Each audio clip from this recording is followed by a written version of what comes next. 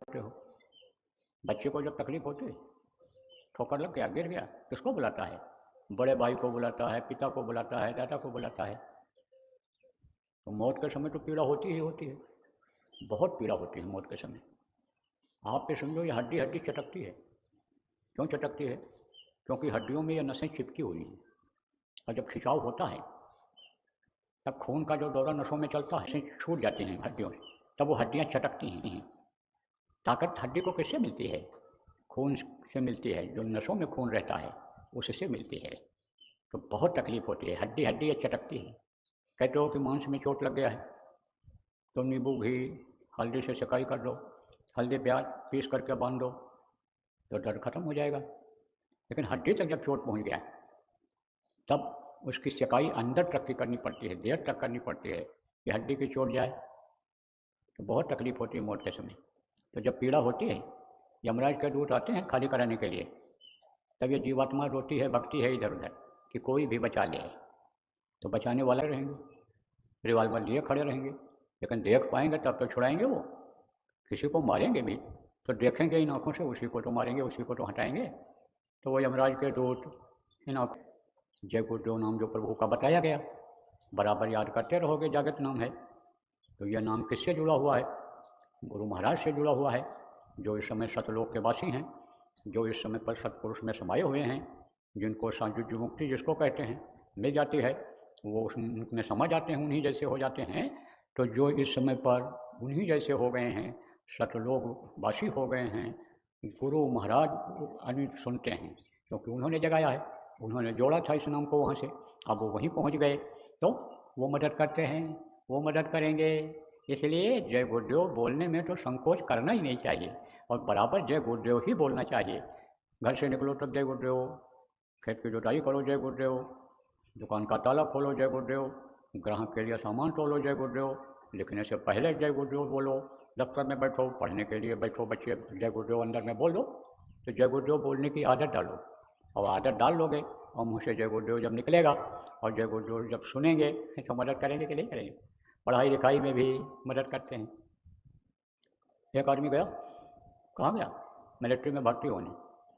अभी वो मौजूद हैं, पूछ सकते हो उनसे, रिटायर हो गया अब तो सीना कम हो गया, थोड़ा सा कम हुआ, 2.5 इंची। अब आप ये समझो कि 2 सूत भी अगर कम हो जाएगा तब नहीं लेते हैं, भर्ती नहीं होती है। तो मिलिट्री में जो नियम है बहुत सख्त है, कठोर नियम है, और नियम का पालन करते हैं। अनुशासन वहाँ बहुत है, अनुशासनहीनता करते हैं तो वहाँ बंदूक 2-4 लोगों का टंगवा करके दौड़ाते हैं, 4 किलोमीटर 5 किलोमीटर 10 किलोमीटर दौड़ो, सजा देते हैं। तो नियम वहाँ का बड़ा सख्त है। तो थोड़ा भी अगर कम हो जाएगा तो निकाल बाहर कर देंगे। तो बेचारे का कम हो गया, कम हो गया। अब जय गुरुदेव जय गुरुदेव जय गुरुदेव अंदर में बोलने लगा। अब जैसे एक बार सांस भरा, ऐसे कहा प्लीज़ अगेन ट्राई, यानी फिर से देख लीजिए साहब, आई रिक्वेस्ट टू यू, मतलब अंग्रेजी में बोला कि मेरी प्रार्थना है आपसे कि आप एक बार फिर से देख लीजिए। तो उसका भाव देख करके, चेहरा देख करके, और गुरु की झलक देख करके उसके अंदर में, क्योंकि गुरु की दया हो गई, जय गुरुदेव जब बोला तो दया हो गई गुरु की उसके ऊपर। चेहरा देख करके अपने बच्चे की याद आ गई कि मेरा भी बच्चा अगर होता तो मैं कैसे इसको भर्ती कराता। नाप लिया, और नाप लिया, बिल्कुल फिट निकला। अब बेचारा दूसरी जगह फंस गया। कहाँ फंस गया? वजन कम हो गई, वजन वेट जिसको कहते हैं। तो बड़े चिंता में पड़ा, तो गया वापस, बैठा हुआ था कहाँ? रोड के किनारे पुलिया थी, पुल के ऊपर बैठा था, सोच ही रहा था क्या करें, कहाँ जाएं, अब क्या करें। तब तक उधर से एक बुढ़ा आदमी आया, गुरु महाराज को याद कर रहा था, जय गुरुदेव बोल रहा था। तब तक एक आदमी आया, कहा यहाँ क्यों बैठे हो भैया, कहाँ से आए हो? बताया इस तरह से आए थे, यहाँ क्या करने आए थे? मिलिट्री में भर्ती होने आए थे, एयरफोर्स में भर्ती होने आए थे। अच्छा, तो क्या हुआ, हो गए? नहीं हो पाए, क्योंकि वजन कम हो गया। बोले अच्छा, तो फिर भर्ती होगी? हाँ, कल फिर होगी। उसने कहा है जाओ पहले वजन बढ़ाओ तब फिर आओ, बाकी तो तुम बिल्कुल फिट हो, लिखा पढ़ी में फिट हो, नापतोल में फिट हो, ऊंचाई है तुम्हारी, सीना भी है, सब कुछ है, लेकिन वजन कम है, वजन बढ़ा क्या हो? तब उसने कहा कि कल जब तुम जाना तो ले लेना 1-1.5 दर्जन केला, और केला खाते हुए चले जाना, एक एक केला धीरे धीरे धीरे धीरे वहाँ तक जितना खा सको खा लेना। और जब तौल होने को होगा तो 2-3 लीटर पानी पीना, जितना पी सको पेट में आ जाए, 1 लीटर 1.5 लीटर 2 लीटर। अब उसने ऐसा ही किया और वजन बढ़ गया। किसने बताया? गुरु जी महाराज ने बताया क्योंकि गुरु पर भरोसा था। हम लोग भरोसा नहीं करते हैं गुरु पर, इसलिए ऐसा होता है। तो आपको समझने की ज़रूरत है प्रेमियों कि जय गुरुदेव हमेशा बोलते रहो, और जय गुरुदेव बोलने में किसी को कोई संकोच और परहेज नहीं करना चाहिए, शर्म नहीं करना चाहिए। जब भगवान के नाम को लेने में शर्म करोगे तो फिर किस चीज़ से अशर्म बनोगे आप? तो फिर तो बेशर्मी बराबर बनी रहेगी दुनिया की। इसलिए बराबर जय गुरुदेव नाम बोलते रहो। याद रखो, जब भी कोई बोले तो तुरंत दोहराया करो जय गुरुदेव नाम को। तो बोलो जय गुरुदेव, जय गुरुदेव, जय गुरुदेव, जय गुरुदेव नाम किसका, जय गुरुदेव नाम किसका, प्रभु का पावन नाम, प्रभु का पावन नाम। जय गुरुदेव। सर्वसमर्थ,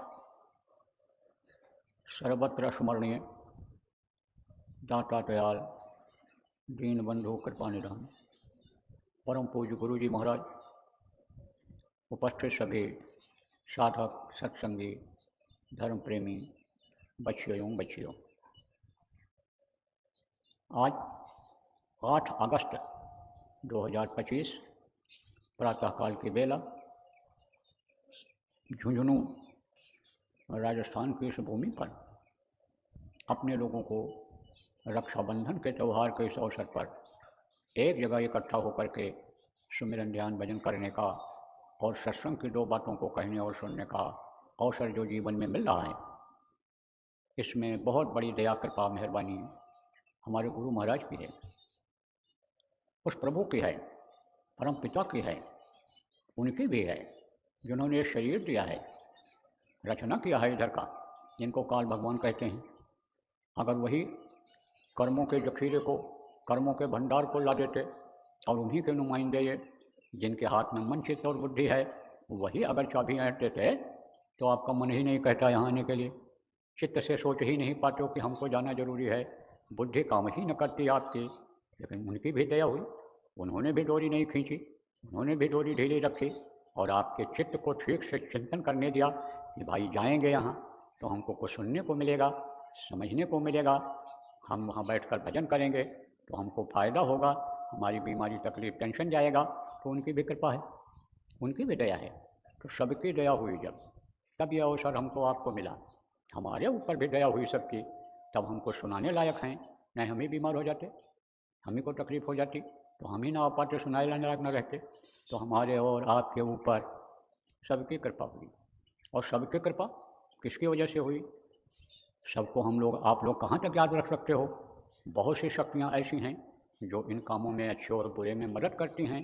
बुरे काम में भी मदद करने वाली आसुरी शक्तियाँ हैं, और दैवी शक्तियाँ जो हैं वो अच्छे काम में भी मदद कर देती हैं। लेकिन जब उनकी मदद होती है, उनकी कृपा होती है, किसकी कृपा होती है? गुरु की कृपा होती है।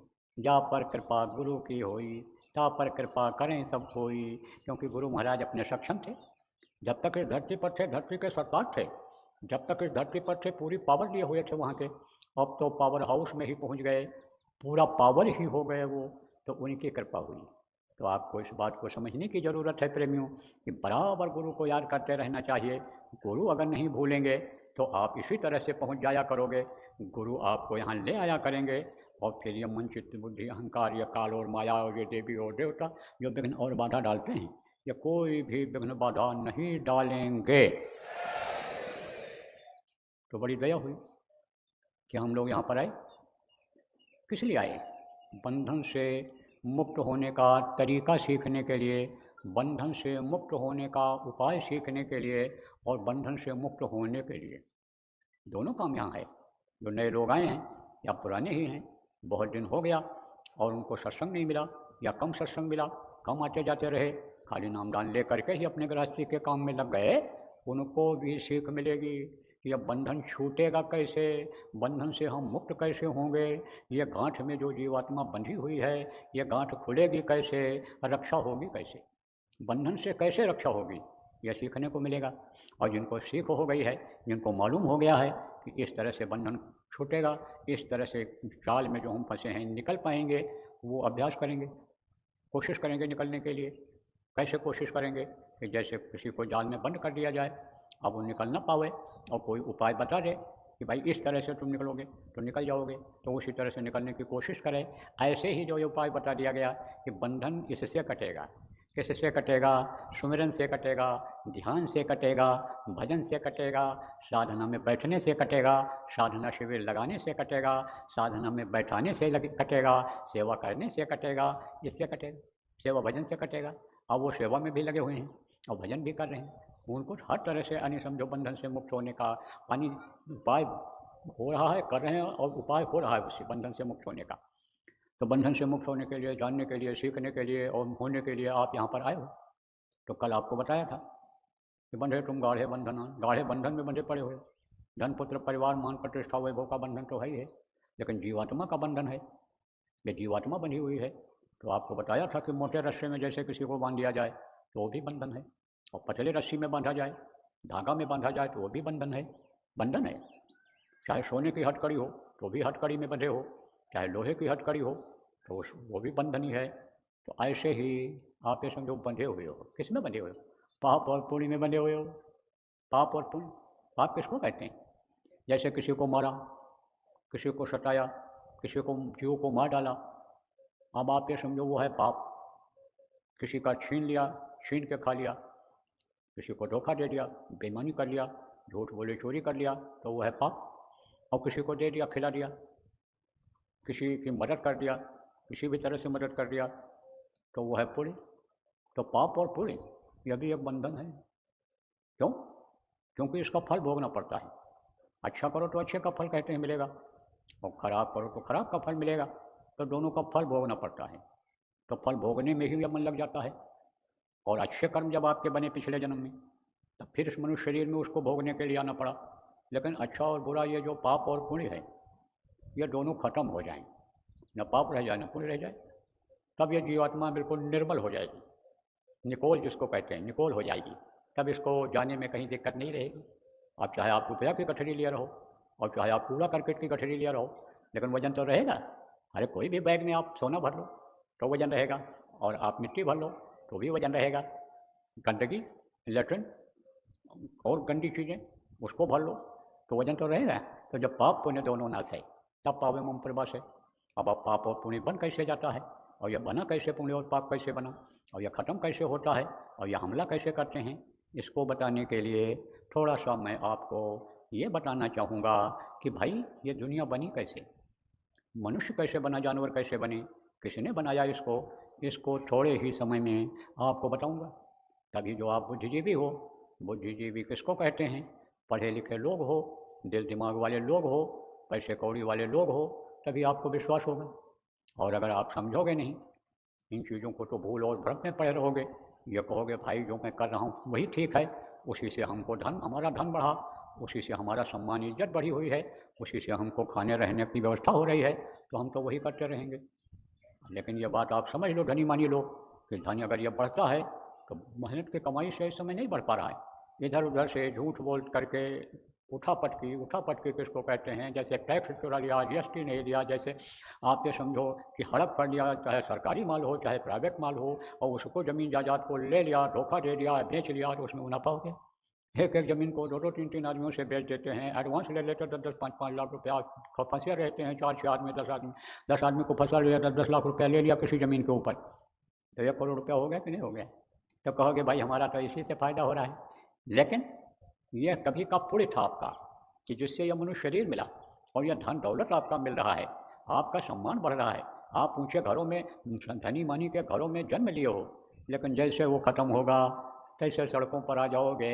यही कारण है, देखो करोड़ों अरबों रुपया लोग छुपा करके, चोरी करके सरकार से रखते हैं, और सरकार को शंका हो गई और छापा पड़वा दिया तो वो सब चला जाता है। ऐसे ही तिजोरी में रखते हैं सेंट लोग रुपया रात को गिन करके। अब टैक्स वालों का, इनकम टैक्स, सेल टैक्स वालों का, इनका छापा पड़ गया तो उसको सील कर देते हैं। आदमी तो सोचता है जेब में रुपया किस लिए रखूँ, तिजोरी में रखूँ, सुरक्षित रहेगा। घर का ही न कोई, कुछ कंजूस लोग होते हैं, सोचते हैं घर का ही न कोई निकाल ले, औरत ही न टटोल करके रात को जेब में से निकाल ले तो लाओ उसमें रख दे। अब वो 2 रुपया भी नहीं रह गया सुबह, कि चाय भी पी लें, तो कंगाल हो गए कि नहीं हो गए? कंगाल हो गए। इसलिए बताना ये सब ज़रूरी है, सब लोगों को जानकारी करना ज़रूरी है, तभी विश्वास आपको होगा। तो मोटी मोटी बात आपको बताता हूँ। देखो, पहले समझोगे तब आप, और न ये मनुष्य शरीर था, न कोई जानवर था, और न ही ये सूरज चाँद सितारे थे, न ही ये देवी और देवता थे, और न देवी देवता के माता पिता जो हैं ये लोग थे। कोई था ही नहीं, संसार में कोई नहीं था। ये जितने लोक बने हुए हैं ऊपर एक भी लोक नहीं थे, केवल एक लोक था, अनामी लोक, अनामी प्रभु। एक ही सबका सिरजनहारा है, एक बूंद से सकल पसारा, एक बूंद से ये सकल पसारा हुआ है। तो वो बूंद कौन सा था? शब्द का बूंद। वहाँ कोई अनाज नहीं है, वहाँ कोई सूरज चाँद सितारे इस तरह से दिखते नहीं हैं, वहाँ पर कोई रोना धोना है ही नहीं, वहाँ दुख नाम की कोई चीज़ नहीं है, वहाँ पर यानी आप ये समझो गंदगी नाम की चीज़ नहीं है, कोई चावल दाल फल फूल वहाँ खाता नहीं है, कोई लैट्रिन पेशाब इस तरह से करता नहीं है, वहाँ पर कुछ समझो तो है ही नहीं है, केवल एक आवाज़ है, शब्द ही शब्द है। और वहाँ पहुँचने के बाद साधक की सारी इच्छा खत्म हो जाती है, कुछ देखना भी नहीं चाहता, सुनना भी नहीं चाहता है, वो तो ऐसे ही मस्त हो जाता है। क्यों? क्योंकि पेट भर जाता है। किसी का पेट जब भर दो तब मस्त होकर के चलता है, झूमता हुआ चलता है, चाहे आदमी हो चाहे जानवर हो, फिर उसको फिक्र नहीं रहती है। और अगर भूखा हो तो फिर कहते हैं कि भूखा आदमी कटोरा लेकर दौड़ता है, हाथ फैलाए रहता है, जैसे कोई हाथ ऐसे करता है, फट से बढ़ा देता है कि कुछ तो देगा खाने को। तो वहाँ इच्छा ही खत्म हो जाती है अनामी धाम पहुँचने में। लेकिन कोई भाग्यवान ही वहाँ तक पहुँच पाता है, सब लोग नहीं पहुँच पाते हैं। अब अगर पहुँचे न होते लोग तो वर्णन कैसे करते, कैसे ये बात सामने आती है, वेद खुलता कैसे? तो जा पर जाकर सत्य स्नेहु और ता ही मिले नहीं कछु संदेहु। जिस पर सत्य स्नेह हो जाता है, विश्वास हो जाता है, तो वो काम हो जाता है, वो प्रभु ही पूरा कर देता है। तो ये सोच भी आप मत लेना कि हम नहीं पहुंच सकते हैं, आप में से कोई भी पहुंच सकता है। और पहुंचने वाले कम हैं लेकिन पहुंच रहे हैं, इक्का दुक्का पहुंच रहे हैं वहाँ पर, अपनी संगत के लोग पहुंच रहे हैं। तो वही था। तो शब्दों का वो भंडार है, अथाह है, अगम है, अपार है। वहाँ का नाप तोल, लंबाई चौड़ाई गहराई का वर्णन ही नहीं किया जा सकता है, क्योंकि वो चीज़ गिनती में ही नहीं आती है। कहन सुनन और यानी समझो कि लिखन में नहीं आता है, कहने में नहीं कह सकते हो आप, क्या उदाहरण देकर कहोगे? आप समझो कि यानी सुनने भी नहीं आता है, क्योंकि देखने वाला देखता है तो कोई क्या सुनाएगा, वो तो यही बताएगा नीचे के ही लोकों में कि मैंने अनामी धाम को देखा, अनामी पुरुष को देखा, सतलोक को देखा, सतपुरुष को देखा। तो सुनने में भी नहीं आता है। जो वहाँ पहुँच जाता है दूसरों का सुनने में भी उसको नहीं आता है, और लिखा नहीं जा सकता है, इतना बड़ा वो है। तो वो शब्द का भंडार है, शब्द ही शब्द वहाँ भरा हुआ है, शब्द ही सब कुछ है। तो एक दिन उनकी मौज हुई, तो वहाँ पर हिलोर पैदा किया उन्होंने। तो हिलोर जब पैदा होता है तब जब जहाँ अन्य जगह मिलती है वहाँ पर वो चीज़ जो रहती है वो गिरती है। तो हिलोर जब पैदा हुआ तो टेढ़ा हुआ यह शब्दों का भंडार, और उसमें से शब्द नीचे उतर गया। कुछ जैसे बर्तन में पानी रख दो और उसको हिला दो ऐसे पानी को, या बर्तन को ही हिला दो ऐसे झटका दे दो, तो नीचे गिरेगा कि नहीं पानी, भरे हुए बर्तन। तो वहाँ तो खचाखच शब्द रूपी यानी समझ लो कि जीवात्मा कह लो कि भरी हुई, तो नीचे गिर गई वो, नीचे शब्द उतर आया। तो जब नीचे शब्द उतर आया तो फिर ऊपर वो जा नहीं सकते, ऐसा उनकी मौत हुई थी। फिर वो यानी काफ़ी दिनों तक वहाँ रुकी रहीं। तो उसको जो है अगम लोक कहा गया, वहाँ उसका नाम अगम लोक पड़ गया। और अगम लोक के उन शब्दों में से ही एक शब्द ताकतवर जो उसका मालिक बन गया। उसके बाद में कुछ दिन तक जब वहाँ ठहरी तब वो वहाँ की आदि हो गई, जलवायु जिसको कहते हैं, आब हवा जिसको कहते हैं, उसकी वो आदि हो गई। तब फिर उसमें हिलोर पैदा किया उन्होंने। तो हिलोर पैदा किया तो कुछ यानी आत्माएँ कुछ शब्द नीचे उतर गया। तो जब नीचे उतरा तो वो अलग लोक बन गया, वो वहाँ उसके मालिक हो गए। और फिर इसी तरह से उसमें हिलोर पैदा हुआ तो एक लोक और बन गया, सतलोक। तो जो ये सतलोक से लेकर के और अनामी लोक तक के लोक हैं, ये दयाल लोक कहलाते हैं, दयाल लोक। और सतलोक से नीचे के जो लोक बने हैं वो काल लोक के अंतर्गत आते हैं। काल और दयाल दो होते हैं, दयाल के अंदर केवल दया की ही धार होती है, और काल के अंदर दोनों धार होती है।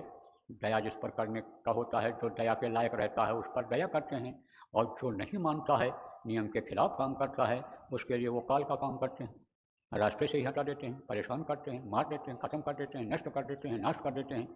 तो वो दयाल लोक कहलाता है। वो कभी ऊपर के सतलोक से लेकर के अनामी धाम तक के ये लोग खत्म नहीं होते हैं।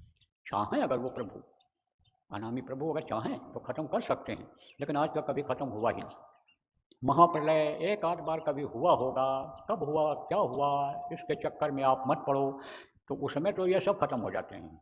ये सूर्यलोक, चंद्रलोक, देवलोक, आप ये समझो अंडपिंड ब्रह्मांड लोक, ये सब खत्म हो जाते हैं, सब यानी ये खत्म हो जाते हैं। लेकिन आप ये समझो कि यानी ऊपर के लोग नहीं खत्म होते। तो सतलोक में ये जीवात्माएँ रहीं बहुत दिन तक। कौन सी? यही जो हमारे आपके अंदर हैं, जो हमारे आपके शरीर को चला रही हैं, बुला रही हैं, खिला रही हैं, उन्हीं के ताकत से जो चल रहा है, यह आत्माएँ वहाँ पर रहीं सतलोक में। तब सतपुरुष की मौज हो गई कि हम अब आगे रचना करें। सब उन्हीं के आधार पर हुआ है। देखो, गुरु के पद चिन्हों पर, प्रभु के पद चिन्हों पर जो चलता है, घर में बच्चा जो पिता का पद चिन्ह है, पिता जिस तरह से अच्छा काम करते रहे, अच्छे बने रहे समाज में, नेक बने रहे समाज में, कमाते खाते रहे, दूसरों की मदद करते रहे, धर्म का काम करते रहे, पूजा पाठ करते रहे, उसी का नकल अगर लड़का करे तब तो समझो कि तरक्की कर जाता है, आगे बढ़ जाता है। और करना भी चाहिए उसी तरह का।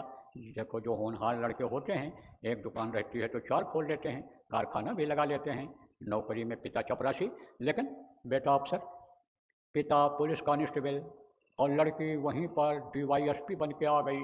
अब वो पिता सलाम कर रहा है, लड़की हंस रही है कि पिताजी हमको सलाम कर रहे हैं क्योंकि हमारे माता हैं। तो अब आप ये समझो कि उनके हिसाब से जो चलता है, आगे बढ़ जाता है, तरक्की कर जाता है। तो इसी तरह से सतपुरुष ने भी सोचा होगा, सोचा उन्होंने कि जैसे उन्होंने इधर की रचना किया है, ऐसे हमको भी रचना करनी चाहिए। तो उन्होंने उधर से कुछ ऐसे ढकेल दिया, हिलोल ला करके ढकेल दिया। तो उस समय पर ढकेला नहीं, उस समय पर बड़ी तेज आवाज़ किया उन्होंने, तेज आवाज़ हुई।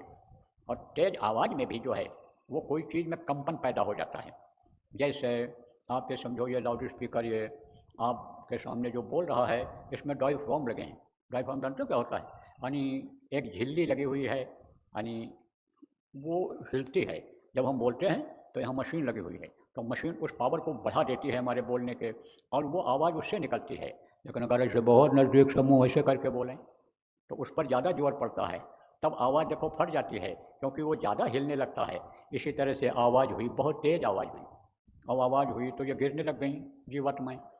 तब इन्होंने कहा कि ऐसा आप क्यों कर रहे हो, नीचे हमको आप क्यों गिरा रहे हो? बोले मौज हो गई है, जाओ तुमको हम निकालने का रास्ता रखेंगे, बुलाएंगे तुमको। तो जो ताकतवर शक्तियाँ थीं, उनमें से ऊपर यानी समझो कि अलग अलग लोग उनका बन गया, जिसमें 16 सुत कहे गए उनके, तो वो उन्होंने बनाया। फिर उसके बाद और आगे की रचना हुई आपके, तो समझो कि यानी सहस्त्र कमल बना, और फिर उसकी शाखाएँ वहाँ से हुई, यानी महाशून्य बना, फिर शून्य बना। अब और समझा दें ठीक से। जैसे देश बन गया, कौन देश बना? भारत से अलग होकर के आप ये समझो कुछ देश बन गए, जैसे पाकिस्तान बन गया, जैसे आपका यानी समझो कि बांग्लादेश भी उसी तरह से एक तरह से बना। तो अब आप ये समझो कि ये देश अलग अलग बन गए। पहले तो कई देश अगल बगल के जो हैं ये सब भारत में थे, लेकिन अलग बन गए।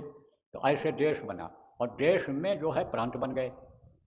इसी तरह से यानी समझो कि उसमें शून्य बन गया, महाशून्य बन गया, अक्षर पद बन गया। अब ये सब नीचे आप समझोगे, बताओ समझोगे, जब बराबर सत्संग सुनते रहोगे तो मालूम हो जाएगा आपको। आज सारा का सारा विस्तार में बताने की का समय नहीं है। फिर उसके बाद उन्होंने 10वां द्वार बनाया, वहाँ भी बहुत सी आत्माएँ रहीं, कुछ दिन तक रहीं। तो वहाँ के जब आब हवा से वो वाकिफ़ हो गई और सेट हो गई, तब फिर इधर नीचे की तरफ उतारा। आप ये समझो कि यानी ब्रह्मस्थान त्रिकुटी बना, और त्रिकुटी के बाद फिर उन्होंने इधर बनाया, आपका सहस्त्र कमल बनाया। तो सबसे नीचे जो है ये कौन सा स्थान है? सहस्त्र कमल। उसके मालिक इनको अनिकाल भगवान ईश्वर कहा गया, निरंजन भगवान जिनको कहा गया, यानी किसी ने गॉड कहा, किसी ने खुदा कहा। इस तरह से यानी वो उसके मालिक हो गए, और वो सबसे छोटे पुत्र हैं उनके। उन्हीं में से 16 में से ये निकल करके इधर आए हैं, निकाला गया, इधर भेजा गया है इनको। तो उधर वो इन लोगों के मालिक हो गए, सबसे छोटे ये थे। लेकिन अब इन लोगों को दर्शन उनका पिता का नहीं हो पाता है, सत्पुरुष का दर्शन नहीं हो पाता है, क्योंकि एक मनुष्य शरीर ही ऐसा है कि जिसमें दर्शन हो सकता है, और बाकी किसी में ऐसा नहीं हो सकता है। जो रूप रस स्पर्श गंध, ये जो कारण शरीर है, इसमें भी नहीं हो सकता। और शब्द में इतनी कमजोरी आ गई कि शब्द ये अब जा नहीं सकती ऊपर। कैसे? और साफ साफ समझा रहे हैं। जैसे कोई बूंद ऊपर से गिरी, तो बूंद जो मजबूत थी वो गिरी। जैसे कोई चीज़ आप डालोगे, हल्का फुल्का कागज़ होगा, और छत के ऊपर से नीचे डालोगे तो नीचे नहीं गिरेगा, उड़ जाएगा। तिनका डालोगे तो उड़ जाएगा, और रोड़ी और पत्थर डालोगे तो वजन है तो नीचे गिरेगा, लेकिन फिर ऊपर जा पाएगा? ऊपर नहीं जा पाएगा वो। और जाएगा भी तो जब आप उसको यानी नीचे से उठाओगे, कोई चीज़ में रखोगे, उसके द्वारा ले जाओगे, रस्सी के द्वारा ले जाओगे, कोई उसमें जब रख देगा और फिर आप रस्सी को पकड़ के खींचोगे, तब ऊपर जा पाओगे। ऐसे ही ये जीवात्माएँ बेचारी फंस गईं। ये शब्द रूप में जीवात्माएँ हैं, ये सब के सब फंसी पड़ी हैं। ये जा नहीं सकती हैं, क्योंकि नीचे से उठाकर उसमें कोई रखने वाला नहीं मिलता है। शब्द के साथ रूहों को, जीवात्माओं को जोड़ने वाला वहाँ कोई मिलता नहीं ऊपरी लोकों में। वो तो मिलते हैं तो मनुष्य शरीर में, इस मृत्युलोक में ही मिलते हैं। इसीलिए मनुष्य शरीर वाली ही जीवात्मा वहाँ तक जा पाती है। तो दर्शन नहीं होता था इनको, अब भी नहीं होता है। तब जो है यानी आप ये समझो कि इन्होंने बहुत तपस्या किया। जो काल भगवान ईश्वर हैं उन्होंने बहुत तपस्या किया, बहुत तपस्या, अखंड तपस्या इन्होंने किया। जैसे अखंड नाम ध्वनि आप करते रहे, बराबर कोई ना कोई जय गुरुदेव नाम बोलता रहा। जैसे साधना शिविर अखंड होती है, वहाँ 4-6 आदमी बैठे ही रहते हैं जितने समय का होता है, उसी तरह से अखंड साधना इन्होंने किया। साधना शिविर में भी 53 घंटे लगातार बैठे रहे, 56 घंटे लगातार बैठे रहे, तो उन्होंने अखंड साधना किया। ऐसे वो भी बगैर कुछ आहार किए, बगैर और कोई काम किए अखंड साधना किया। किसने? काल भगवान। तब पिता खुश हो गए। जैसे इस समय गुरु महाराज के आदेश का पालन जब हम लोग करते हैं, साधना शिविर लगवाते हैं, साधना शिविर में बैठते हैं देर तक, तो गुरु खुश हो जाते हैं, गुरु दया करने लगते हैं, कुछ न कुछ देने ही लगते हैं। किसको क्या दे देते हैं वो तो जो ही प्राप्त सोई जाना। क्या पता किसको कि गुड़ मीठा होता है, गन्ने का रस मीठा होता है, उससे ज़्यादा गुड़ मीठा होता है, उससे ज़्यादा खाड़ मीठा होता है, उससे ज़्यादा गुलकंद मीठा होता है। तो मिठास अलग अलग होती है। तो कोई क्या बताएगा कि गुलकंद हम खा रहे हैं, जो नहीं खाया कभी। वो तो गन्ना चूसता है, कहता सबसे ज़्यादा मीठा गन्ने का ही रस होता है। तो अब आप ये समझो देते हैं सबको, देने वाले का बड़ा लंबा हाथ है। और देता है अगर कोई दुनिया संसार में, स्वर्ग वैकुंठ ऊपरी लोकों में, तो गुरु ही देते हैं, गुरु ही दे सकते हैं, और कोई नहीं देता है। देने लायक भी है तो नहीं देता है। सतपुरुष खुश हो जाते हैं अगर देते हैं, तो वो गुरु के द्वारा ही दिलाते हैं, जो मौजूदा उनके अंश इस धरती पर होते हैं। गुरु के गुरु भी नहीं देते हैं, सीधे नहीं हस्तक्षेप करते हैं, उनको जिसको चाहिए दे देते हैं। जैसे बाप होता है, बाप की इज्जत बेटा करता है, और बाप को सब कुछ मानता है, कहता हमारे पूरे संपत्ति के मालिक, हमारे पूरे घर के मालिक हमारे पिताजी हैं। लेकिन बाप को, बाप भी जब सौंप देता है लड़के को, चाबी दे देता है, तो कहता है जाओ भैया से मांग लो। नाम लेकर कहता है जाओ इनसे मांग लो, उनसे कह लो, उनसे कर लो। हस्तक्षेप नहीं करते किसी के काम में, बहुत मर्यादित रहते हैं। जैसे यहाँ मर्यादा बनी हुई है, इसी तरह की मर्यादा उनकी भी रहती है। तो बहुत अखंड साधना किया उन्होंने। तो पिताजी खुश हो गए, तो बोले तुम मांग लो जो तुमको मांगना है, क्योंकि उनके पास तो कोई कमी है नहीं। तो कहा कि आप हमको अपने जैसा राज भी दे दीजिए। ये चीज़ उनको अच्छी नहीं लगी। उनको तो ये कहना चाहिए था कि आप अपनी मौज से जो चाहिए हमको दे दीजिए, आपकी जो इच्छा हो दे दीजिए, हम आपसे क्या मांगें। हम ना मांग पाएँ, हम कोई चीज़ मांगें, उससे बड़ी चीज़ आप देना चाहते हो, तो हम क्यों नुकसान उठाएँ, आप दे दीजिए। हम यही भी हुए नाते हित मोरा, करो सुबेग दास मैं तोरा। कहा जिस तरह से मेरा हित हो उस तरह का आप करिए। लेकिन ऐसा न बोल करके लोभ में आ गए, लालच में आ गए, और उन्होंने कहा भाई हम तो इन्हीं जैसे बादशाह बन जाएंगे, राजा बन जाएंगे, सारी सुख सुविधा हमारे पिता जैसी हमको मिल जाएगी। तो उनसे मांग लिया। ये चीज़ उनको अच्छी नहीं लगी कि जैसे आपके पास कोई चीज़ हो और कोई मांग ले कि आप हमको यही दे दो, या घर हमको दे दो जिसमें आप रहते हो, तो अच्छा लगेगा। या गाड़ी जिसमें आप चलते हो, या गाड़ी हमको दे दो, या इसी तरह की गाड़ी हमको दूसरी दे दो, तो अच्छा नहीं लगेगा। तो अच्छा नहीं लगा। लेकिन वचन दे दिया था, वचन दे दिया था। क्या वचन दिया था? कि मांग लो जो मांगना है। तो वचन के पक्का है वो, और वचन का पक्का होना भी चाहिए इंसान को। ये जीवात्माएँ रोती हैं, रोती हैं कब? कि जब इनको मालूम होता है, और संत रूप में, सदगुरु के रूप में जब प्रभु आते हैं यहाँ मनुष्य शरीर में, और याद दिलाते हैं कि यह तुम्हारा घर नहीं है, यह मिट्टी और पत्थर का घर तुमने कितनी बार बनाया, और कितनी बार यह ढह गया, गिर गया, और यह धन संपत्ति तुम्हारे कोई काम आने वाली नहीं है, और ये तुम्हारे पिता माता ये तो खाली खून के रिश्ते के हैं, यह सब स्वार्थ लाभ करें सब प्रीति। ये जितनी भी दुनिया के लोग हैं, ये देवी देवता, ये भगवान जिनको आप मानते हो, ये सब स्वार्थी हैं। निस्वार्थी तो वो पिता है, पिता के घर चलो हम ले चलेंगे तुमको। तब इस जीवात्मा को होश आता है, और जब होश आता है और पिता की याद आती है, तब ये रोती है, और रोती है, और कहते हैं हमको आप अब बुला लो, अब आपकी याद आ रही है, अब हम आपके बगैर नहीं रह सकते हैं, और आप हमको बुला लो, एकदम से हमको आप खींच लो। तो ले तो सकते हैं, वो बुला तो सकते हैं। किसके द्वारा? कौन सी पावर के द्वारा? कौन सी डोर के द्वारा?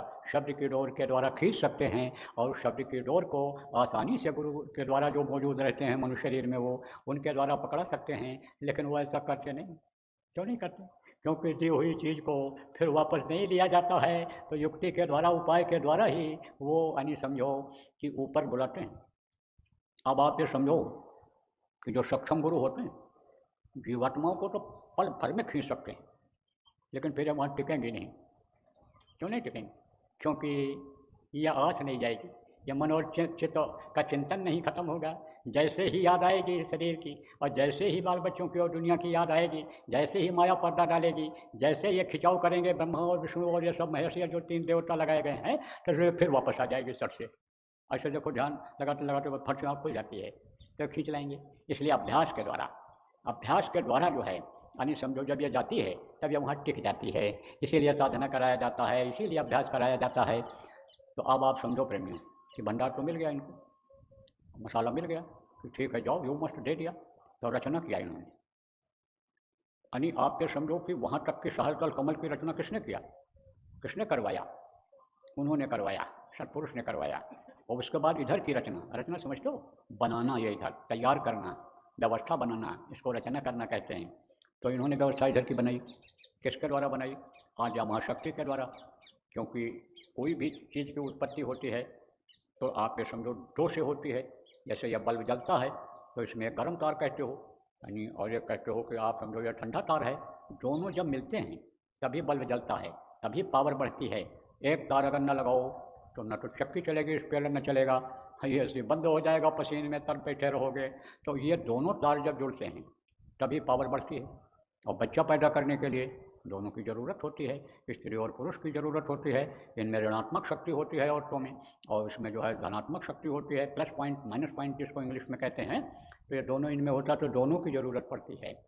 आप देखो जो ये कृत्रिम बच्चे पैदा किए जाते हैं, आप जो बच्चेदानी में जो डालते हैं यानी उसको वीर्य को, वो दोनों का डालते हैं। रज और बीज जिसको कहते हैं, उनका रज होता है और इनका वीर्य कहलाता है पुरुषों का, तो दोनों उसमें डालते हैं। कृत्रिम गर्भाधान यानी चाहे पशुओं का हो चाहे मनुष्य का हो, बच्चा पैदा करने के लिए दोनों की ज़रूरत पड़ती है। तो आद्या महाशक्ति के द्वारा इन्होंने 3 बच्चों को पैदा किया, ब्रह्मा विष्णु और महेश। तो ब्रह्मा विष्णु महेश के जिम्मे फिर इधर की रचना कर दे दिया कि अब आप जाओ उधर की रचना करो। तो ये चारों मिल करके इधर की रचना किए, और वो अपना अलग हो गए थे, अपना समझो जंजरी द्वीप में पानी द्वीप बना करके, और वहाँ पर वो स्थान बना लिए और वहाँ पर बैठ करके साधना करने लगे।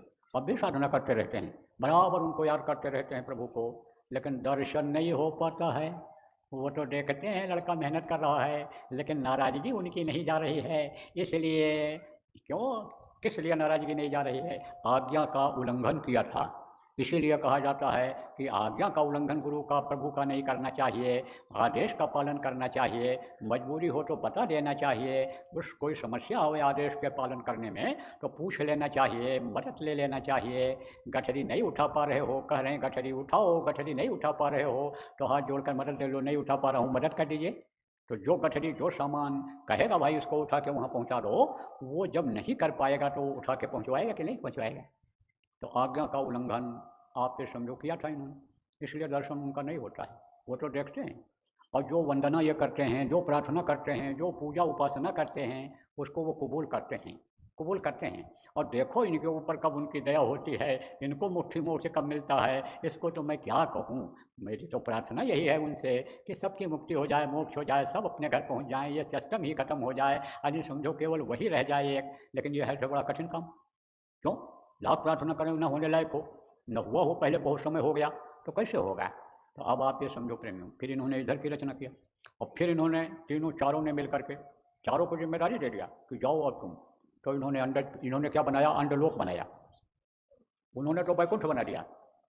आप ये समझो, बैकुंठ में ये तीनों रहते हैं, ये यानी ब्रह्मा विष्णु और महेश, और इनके वहाँ आत्माएं भी बहुत हैं, सब जगह खचाखच भरी हुई हैं। जिसको आबादी आप कहते हो कि इस शहर में, इस गांव में बहुत आबादी है, ऐसे ही बहुत आबादी, बहुत खचाखच भरे हैं।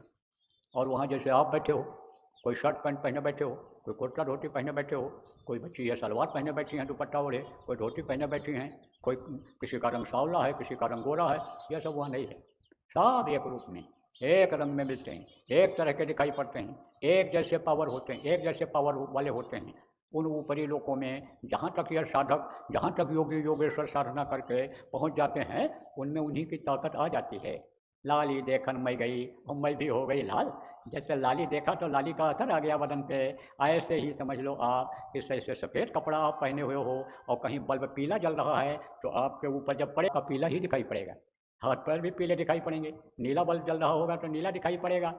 ऐसे ही वहाँ सब एक जैसे ही हैं, एक जैसे पावर वाले हैं। लेकिन कहा गया अनुशासन बहुत है। वो काम जो वहाँ के मुखिया को करना है, जो मालिक हैं उस लोक के, जैसे इंद्रलोक है तो इंद्रलोक के मालिक कौन है, इंद्र देवता हैं, तो वही करते हैं, वही निर्णय लेते हैं, वही कुछ देते लेते हैं, वही कुछ सब कुछ करते हैं। तो ऐसे ऐसे लोगों के मालिक हैं।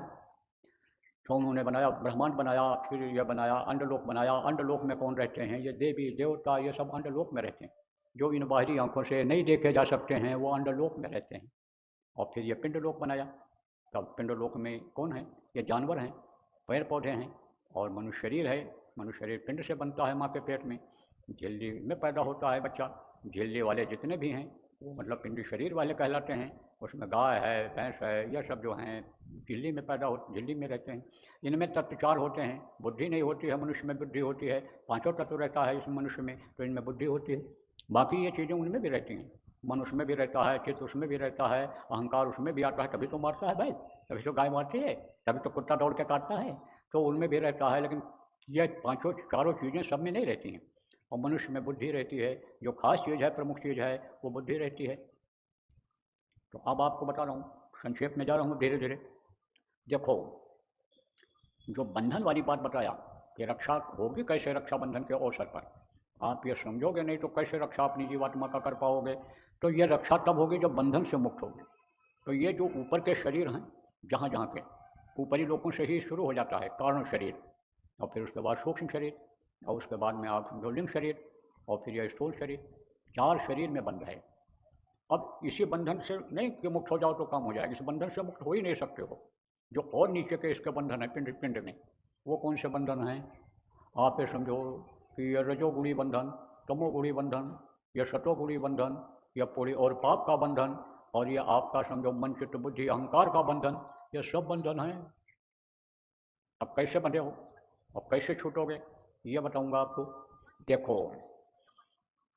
मन की, देखो सूरज की जो डोर है, डोर माने वही शब्द रूपी डोर, वो किसके हाथ में है, काल भगवान के हाथ में है।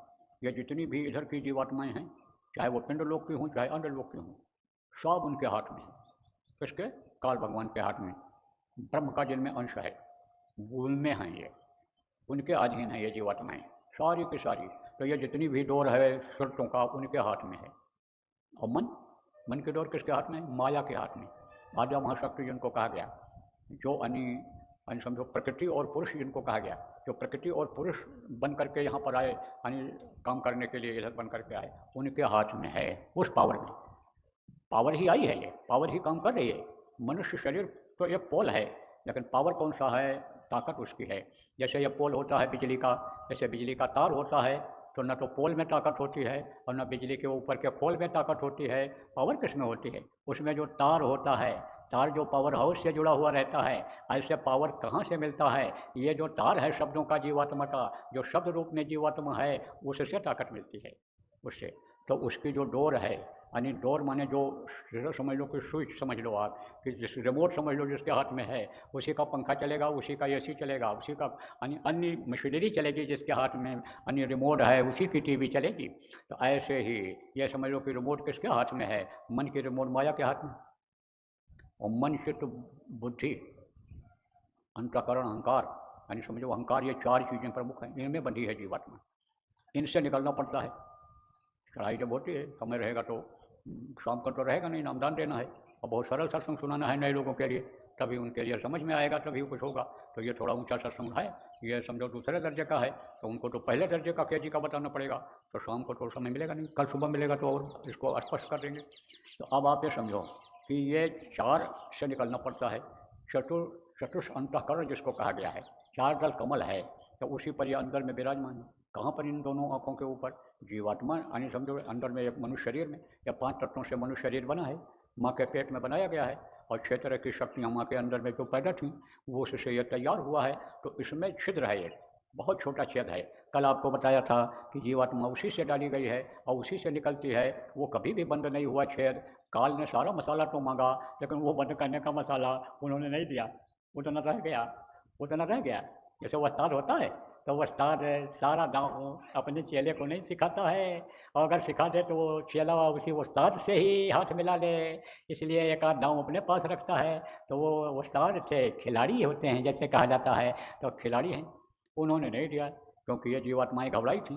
बोले थे हम तुमको निकालने का रास्ता बनाएंगे और हम तुमको संतों के द्वारा भेज करके निकलवाएंगे, और शब्द के डोर से जैसे तुमको नीचे उतार रहे हैं, ऐसे इसी डोर को पकड़ करके हम खींचेंगे, बुला लेंगे तुमको। तो वादा किए हुए थे। अब चूँकि इसने भी वरदान मांग लिया था कि सीधे संत जा रहे हैं तो बुलाएंगे नहीं, अपने साथ लेकर जाएंगे नहीं, वो तो आते जाते रहेंगे आपके पास, लेकिन किसी जीव को अपने साथ नहीं ले जाएंगे। वरदान मांगा था ये, कब मांगा था? जब ये सारी रचना कर दिया। तो अब इसमें पावर लाने के लिए मनुष्य शरीर बना तो दिया, लेकिन जीवात्माएँ इतनी कमज़ोर थीं कि इसको चला नहीं सकती, बोल नहीं सकती। तब उन्होंने ताकत मांगा, और जीवात्माओं का ताकत मांगा। तब उन्होंने कहा ठीक है देता हूँ, अब जाओ तुम चलाओ। जैसे कारखाना तैयार हो गया, अब उसको जो है समझो कि चालू कैसे होगा, तो चालू होगा तो वो करंट प्रवाहित करना पड़ेगा, उसमें बिजली से चलेगा, या बन करके तैयार हो गया और फिर मशीन में यानी समझो ताला लगता है, जब ताला खोलोगे गाड़ी बन करके तैयार हो गई, और जब चाबी मिलेगी और जब सेल्फ लगाओगे तभी तो स्टार्ट होगी। ऐसे ही उन्होंने कहा ठीक है मसाला तो देता हूँ, लेकिन डुप्लीकेट चाबी अपने पास रखूँगा। गाड़ी तो दे दिया और कहा जाओ ठीक है चलाओ, लेकिन चाबी एक हमारे पास भी रहेगी, हम जब चाहेंगे तो गाड़ी को हमको देंगे, जब हम चाहेंगे लाकर खड़ा कर लेंगे। तो गुंजाइश रखा उन्होंने, मांगा तो इन्होंने कि संत को तो आप भेज रहे हो, लेकिन अब वरदान हमको दो आप कि वो अपने साथ किसी को नहीं लाएंगे, युक्ति बता करके, उपाय बता करके ही उन्हीं के द्वारा कर्म करवा करके और फिर आपके पास पहुँचाएंगे। बोले ठीक है जाओ।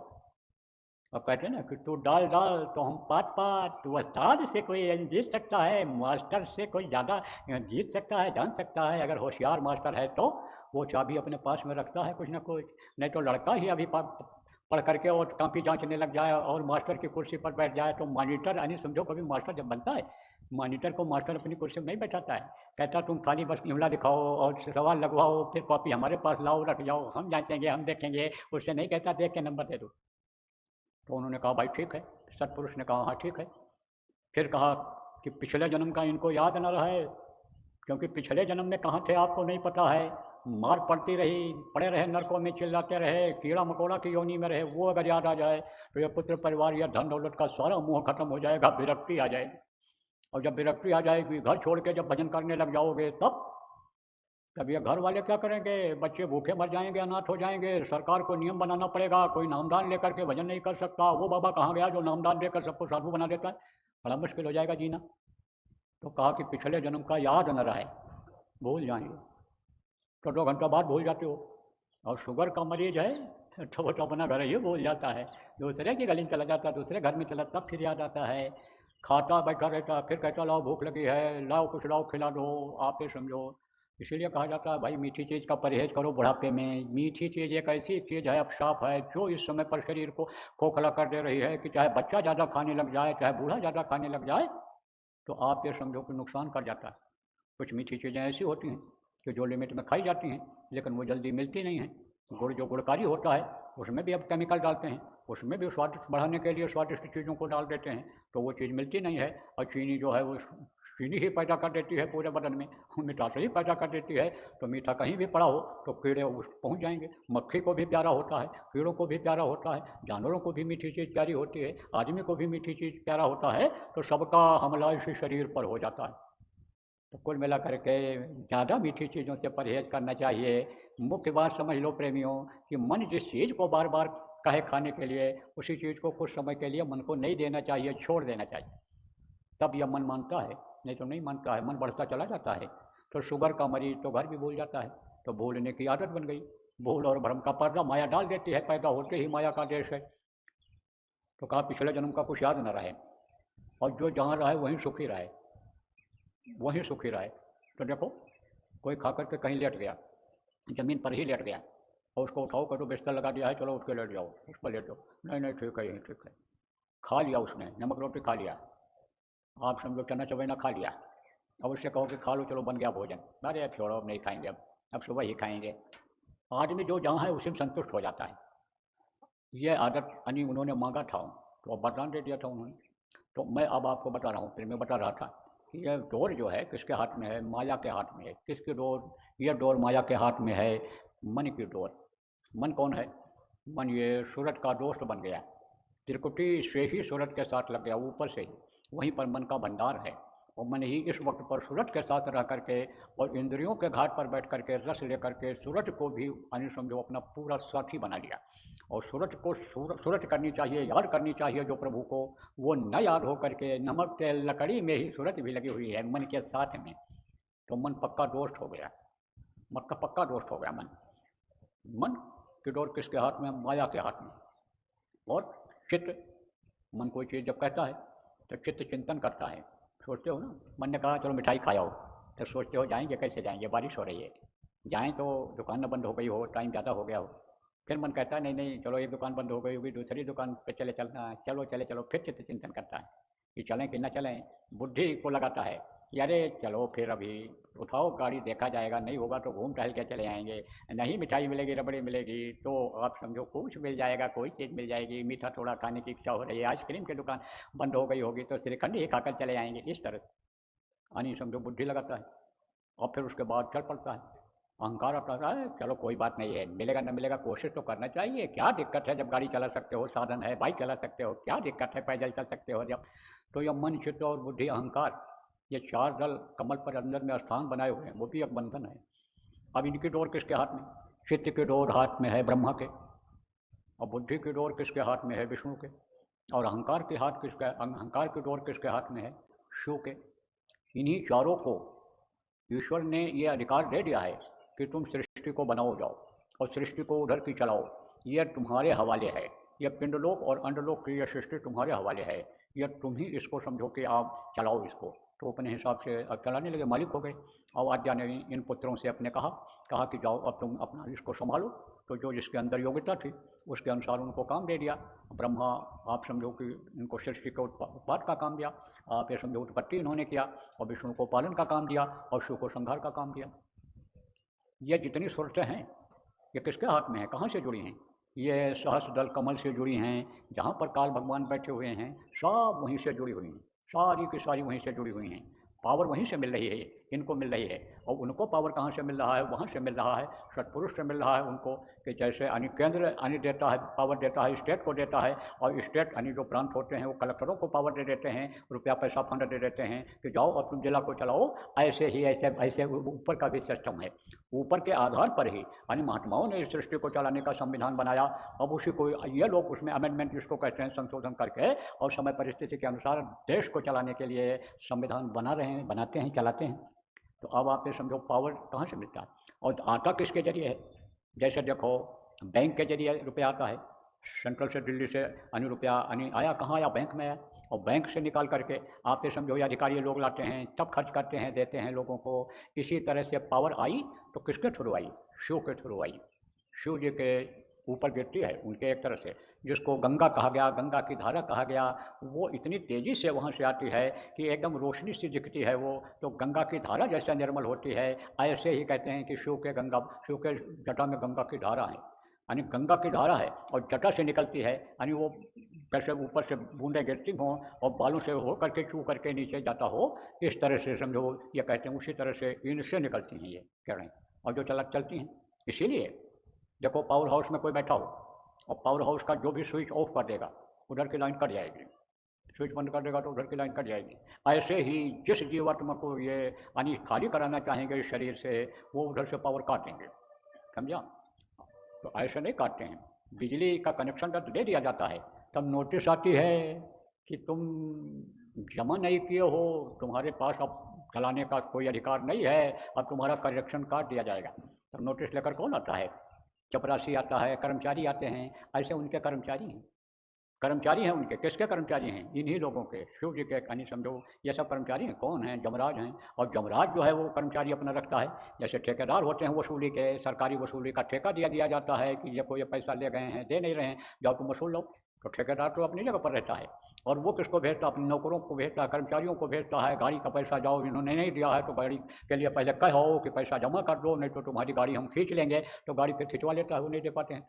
ऐसे ही यानी यमराज के कर्मचारी, यमराज के दूत होते हैं, वो चेतावनी देते हैं, चलो चलो चलो जल्दी करो, खाली करो, खाली करो, खाली करो। ऐसे गाड़ी का चाबी जो दे देता है उसकी गाड़ी तो चला के ले जाते हैं, नहीं तो टांग के ले जाते हैं क्रेन ला कर। इसी तरह लेकिन ये करवाया किसने? ये जहाँ से कर्जा लिया है सरकार करवाती है, इसी तरह से पावर उनके हाथ में होता है। किसके हाथ में होता है? शिव के हाथ में होता है। तो शिव क्या करते हैं? संहार का काम करते हैं। तो इन देवताओं का काम क्या है? जितने भी देवी देवता हैं वो सब इनके माताहत हैं, क्योंकि इन्होंने बनाया है। किसने बनाया? ब्रह्मा विष्णु महेश ने बैकुंठ लोक में बना करके स्वर्गलोक की इधर की समझ लो कि एक तरह से खंड जिसको कहते हैं, उसकी रचना इन्होंने किया है। तो जितने हैं सब इन्हीं के माताहत हैं, इन्हीं के अनुसार काम करते हैं। आप समझ लो जैसे भारत देश है, तो भारत देश के जितने भी जिलाधिकारी हैं, जितने भी आप समझो मुख्यमंत्री हैं, उन वो किसका आदेश मानते हैं? प्रधानमंत्री का, राष्ट्रपति का, केंद्र का मानते हैं। ऐसे ही यानी समझो कि उनका मानना पड़ता है इनको। किसका? ब्रह्मा विष्णु महेश का। ब्रह्मा विष्णु महेश किसका मानते हैं? जैसे मुख्यमंत्री किसका आदेश मानता है, प्रधानमंत्री का आदेश मानता है, पीएमओ कार्यालय का आदेश मानता है, ऐसे ही समझो कि वो भी मानते हैं। उसी सिस्टम पर ये भी सिस्टम सब बना है। समझ लो, अब समझा रहे हैं, ज़्यादा समय नहीं लेंगे, खत्म करूँगा अब। तो ये चारों की जो डोर है, यानी मन, चित्त, बुद्धि और अंतःकरण की, ये इनके हाथ में है। ये इसको चलाते हैं और ये नहीं चाहते हैं कि जीव निकल करके जाने पावे, इसीलिए जीव फंसा हुआ है। तो निकलेगा कैसे? निकलने का भी तो रास्ता है, क्योंकि उन्होंने कहा था हम निकालने का रास्ता रखेंगे, इन जीवों को हम बुलाएंगे जो हमने अलग कर दिया है। और ये रोए थे, चिल्लाए थे हमको मत भेजो। कौन सा गुनाह हमने किया, कौन सी गलती हमने किया कि जिसकी वजह से हमको भेज रहे हो? पिता दीन मोहि कानन लाऊ। उन्होंने कहा पिताजी आपने मुझे बनवास दिया है।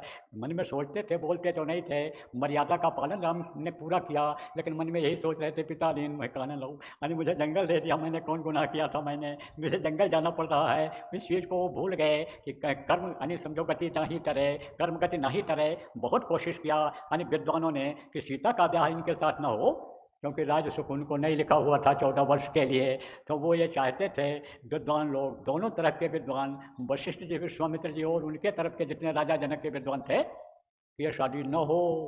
जयमाल तो पड़ गया, डाल दिया सीता ने, यानी आप ये समझो। लेकिन वो चाहते थे कि बारात लेकर विधवत जैसे होता है वैसे शादी न हो, किसी भी तरह से टल जाए। लेकिन राजा जनक के पास और कोई विकल्प नहीं था।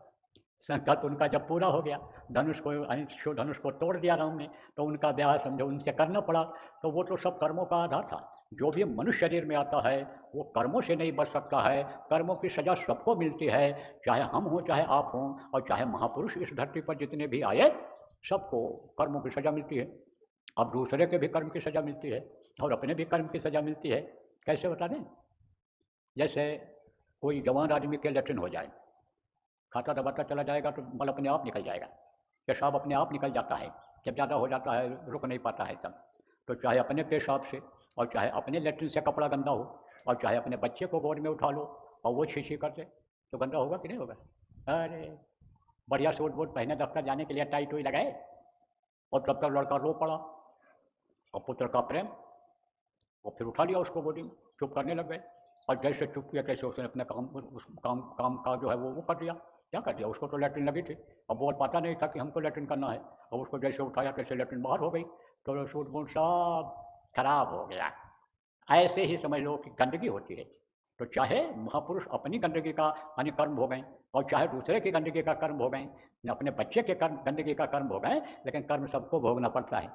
गुरु महाराज कर्मी नहीं थे, वो तो निष्कर्म थे, लेकिन गुरु महाराज को देखो बुढ़ापे में तकलीफ हुई, बीमारी हुई। ये लोगों को सोचना चाहिए, जवान लोगों को, कि भाई बुढ़ापे में जो होता है सबको तकलीफ होती है, और जिनके ऊपर ज़्यादा भार होता है, जिनकी जिम्मेदारी ज़्यादा होती है, उनको ज़्यादा तकलीफ होती है। उनके सबके कर्म आते हैं, तो सबको तकलीफ हुई। जितने महापुरुष आए सबको तकलीफ हुई। जो काम आप ये समझो प्रेमियों गुरु महाराज हमसे इस शरीर से कराते हैं, ये काम कितने लोगों ने किया, सबको तकलीफ हुई। अब कोई हमारी बीमारी पर ही हंसने लग जाए, खिल्ली उड़ाने लग जाए, लोगों को भ्रमित करने लग जाए, तो ये तो उसका भ्रम और भूल है, ये उसकी अज्ञानता है। तो अब आप ये समझो कि मर्यादा का राम ने पूरा पालन किया, मर्यादित थे उन्होंने, लेकिन कर्म से वो भी नहीं बच पाए। तो समझो कि कर्म के आधार पर ही यानी समझो कि सज़ा मिलती है। तो आप देखो ज़्यादा समय हो रहा है, अब आपको फिर बताऊंगा कि ये जो बंधन है, ये जो डोर है, कैसे यानी समझो कि ये ढीली होगी, ये कैसे डोर कटेगी, और ये किस तरह से यानी डोर को अपने हाथ में लेकर के देवी देवता जीवों को, इनको ये त्रिदेव ये फंसाए रहते हैं जीव को, और निकलने में दिक्कत होती है, और निकलेगी कैसे ये बता दूंगा। आज मौका मिला आज शाम को, नहीं तो कल गुरु महाराज की दया रहेगी तो बता दूंगा कि जिससे आपके बंधन तो कट जाएँ, क्योंकि आप गुरु के नाम पर आए हो। गुरु जी मेरे भाव बंधन को काटो, ऐसा सोचते हुए आप आए हो कि हमारे बंधन को काटेंगे, कटेगा, तो बंधन से मुक्त के लिए उपाय आपको सब बता दूंगा। अब बताऊंगा, करोगे तब तो कटेगा, नहीं तो बताया ना कि जितने कोशिश किया लोगों ने उतने उलझते चले गए। लेकिन तरीका जब मालूम हो जाएगा आपको, करने लग जाओगे तो बंधन कट जाएगा, गुरु की दया से पार हो जाओगे। तो बोलो जय गुरुदेव। तो मैं अब एक आरती बोलूँगा। कौन सी आरती? वो दिया चिराग वाली, वो घी तेल वाली? वो नहीं, बिन घट दीप आरती साधु, दो मुखियन मजदारे, दोनों आँखों के बीच से जो आरती सदगुरु की जाती है वो मैं बोलूँगा, उसको दोहराना और उसके बाद ये कार्यक्रम समाप्त हो जाएगा। और भजन ध्यान सीख लेना जो नहीं जानते हो। कोई ज़रूरी नहीं है कि पुराने हो तो आप ठीक से नाम को याद ही किए हुए हो, नामदान आपको पूरा याद ही हो। तो अब यहाँ पर मौका है बच्चियों, यहाँ पर कोई रोटी आपको नहीं बनाना है, कोई चक्की नहीं पीसना है, यहाँ कोई ज़्यादा जानवरों का चक्कर नहीं है। घर के गृहस्थी से अलग होकर के थोड़े समय के लिए आई हो तो इस अवसर से चूको मत, सीख लो, याद कर लो नाम को, पढ़ी हो तो लिख लो और सुमिरन करना सीख लो, ध्यान करना सीख लो, भजन करना सीख लो। इसमें ही बहुत पुराने लोग हैं, अभी पूछ लिया जाए तो पांचों नाम बता नहीं पाएंगे, रूप नहीं बता रूप नहीं बता पाएंगे, सुमिरन करना नहीं बता पाएंगे, नाम का इधर उधर कर जाते हैं। तो ये सब सीख लो, मौका है आपके लिए। और ध्यान भजन आप कर लो, इसी से तकलीफ इसी से जाएगी, कष्ट इसी से जाएगा। नहीं तो कोटिन करे उपाय, आप के अंदर करोड़ों उपाय कर लोगे, कितना भी दान पुण्य कर लोगे, कितना भी लोगों को भोजन करा लोगे, कितना भी तीर्थों में चले जाओगे, कितना भी मंदिर मस्जिद में चले जाओगे और इबादत करोगे, सब कुछ करोगे, लेकिन कर्म फल छूटे नहीं। कैसे करो उपाय? ये जो कर्म लगे हुए हैं, जो आपको ये सुमिरन नहीं करने दे रहे, भजन नहीं करने दे रहे, नाम याद नहीं करने दे रहे हैं, ये कर्म कटने वाले नहीं। यह बंधन और मोटा होता चला जाएगा, यह कर्म और ज़्यादा इकट्ठा होते चले जाएंगे, तो फिर तो बहुत मुश्किल हो जाएगा हटना उसका, और कई जन्मों में जन्म लेकर के इन कर्मों को आपको काटना पड़ेगा। इसलिए सीख लो, समझ लो, कर लो, यह मौका है, तकलीफ इसी से जाएगी। जो कर्मों की सजा भोग रहे हो, बीमारी, तकलीफ, टेंशन, लड़ाई झगड़ा यानी जो हो रहा है, ये इसी से जाएगा। हमसे कुछ कहने की जरूरत नहीं है, हम तो अब आपको क्या क्या बता पाएंगे। हमको चलने फिरने में भी दिक्कत, कान की नसें कमज़ोर हो गई, सुनने में भी दिक्कत है, अब तो हमारी बुढ़ापा है। अब तो जो हम कर रहे हैं यही यानी हमसे आप करवा लो, तो हम तो अपने को यही धन्य मानेंगे। तो सीख लो, करो, आप समझो, और दूसरों को भी कराओ, कुछ परमार्थ करो। मनुष्य ही ऐसा है जो परोपकार कर सकता है। आप लोग पूछ लो, भाई कैसे करते हो, अनजान बन जाओ जो जानकार हो कि भाई तुम कैसे करते हो, आप कैसे करते हो, हमको बताओ। और गलती करते हो टोक लो, कहो कि ऐसे नहीं, ऐसे सही है, इस तरह समझा लो। कहोगे पूछ लो, पूछेगा, कहेगा हम कैसे छोटे बन जाएं, हम तो 90 के नामदानी हैं, 2000 के नामदानी हैं, हम तो 2005 के नामदानी हैं, और ये तो जल्दी का है, इससे कैसे पूछें, शर्मा जाएगा। लेकिन ये कहोगे चाचा, ये कहोगे भाई साहब, ये कहोगे बहन जी, हमको जरा सुमिरन बता दो। तुम न बता पाओ तो तुम बता दो, और बता ले जाए तो कह दो हाँ ठीक है। और कुछ पूछना हो तो ये कोई ज़रूरी नहीं है कि पढ़ी लिखी ही हो, पढ़ा लिखा ही आदमी हो। अनपढ़ आदमी, कम पढ़े लिखे आदमी तरक्की कर जाते हैं, चढ़ाई कर जाते हैं, और किताब लिए जो बैठे रहते हैं, नक्शा देखते रहते हैं, वो चढ़ पाते हैं। मान लो पहाड़ी पर चढ़ना है तो नक्शा लिए जो बैठा रहेगा रास्ता खोजेगा, और जो कहेगा चढ़ चलो ये पगडंडी है, पगडंडी बनी है, लोग आते जाते हैं, इस रास्ते से चले चलो, तो पैदल चलेगा तो पहुंच जाएगा। पैदल हम लोग गए थे वहाँ प्रचार करने, धर्मशाला है कांगड़ा जिला में, हिमाचल प्रदेश में। तो देखा कि जो है वो पैदल ही लोग चढ़ जा रहे हैं, पैदल ही उतर के चले आ रहे हैं। रोड से जाओ 10 किलोमीटर, पैदल जाओ तो मुश्किल से आधा किलोमीटर भी नहीं। तो एक दिन हम लोग भी कोशिश किए कि भाई देखा जाए, तो चढ़ने में तो हिम्मत नहीं पड़ी, उतरने में हिम्मत किया गया। तो अब आप ये समझो कि हिम्मत अगर करता है, कोई ज़रूरी नहीं है कि पढ़ा लिखा ही हो, गाड़ी घोड़ा ही हो, इंजीनियर ही हो, वही जा सके। तो छोटे लोग भी चले जाते, किस कोई भी मिल जाए सीख लो। यह तो ऐसी विद्या है कि दुनिया की विद्या से अलग विद्या है। जहाँ ये विद्या खत्म होती है वहाँ से आध्यात्म की विद्या शुरू होती है, साधना की विद्या शुरू होती है। तो सीख लो।